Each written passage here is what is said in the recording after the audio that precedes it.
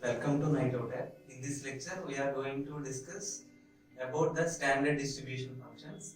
Already in the last lecture, we have discussed about the discrete type of distribution functions, that is binomial distribution and uniform distribution. In this lecture, we are going to discuss two more distribution functions.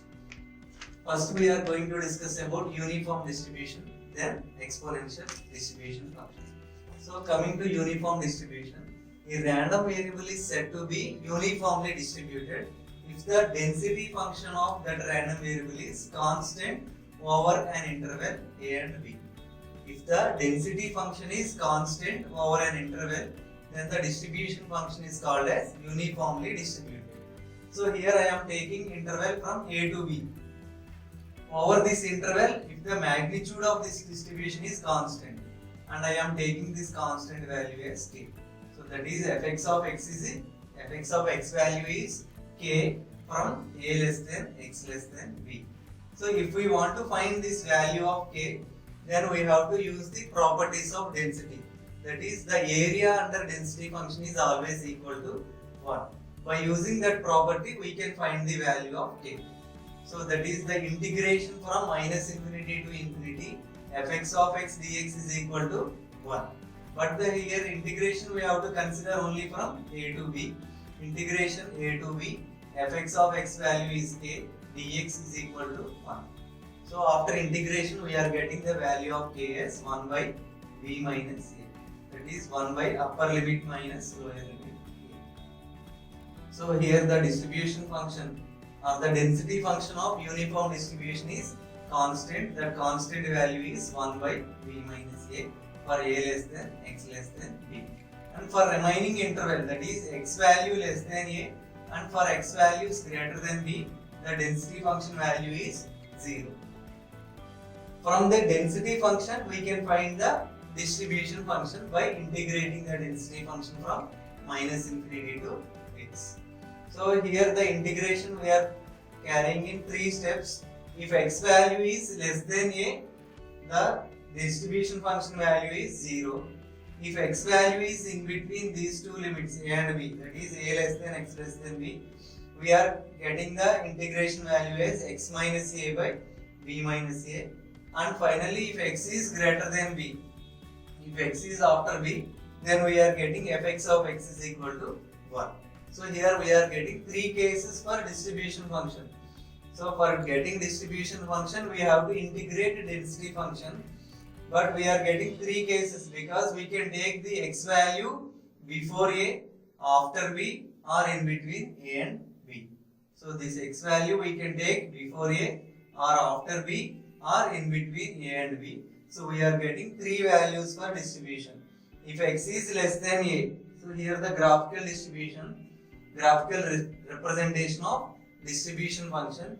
If x is less than a, we are getting fx of x as 0. If x is greater than b, then the distribution value is 1. If x value is in between a and b, we are getting a linear equation, that is x minus a by b minus a. So this is about uniform distribution. A random variable is said to be uniformly distributed if the density function is constant over an interval a and b.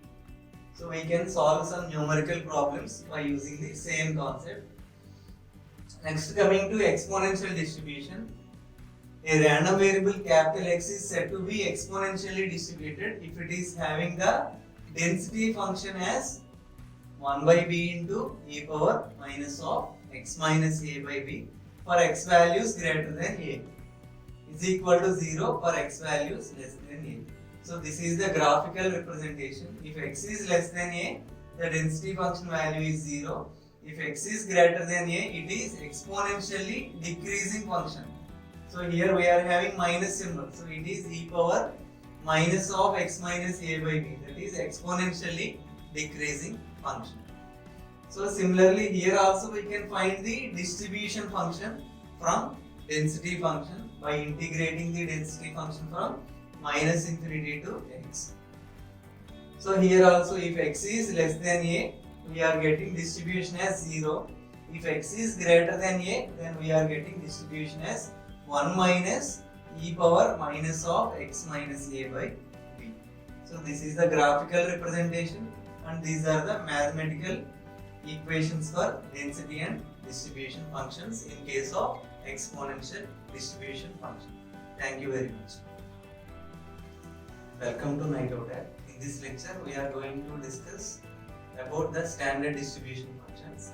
Already in the last lecture, we have discussed about the discrete type of distribution functions, that is binomial distribution and uniform distribution. In this lecture, we are going to discuss two more distribution functions.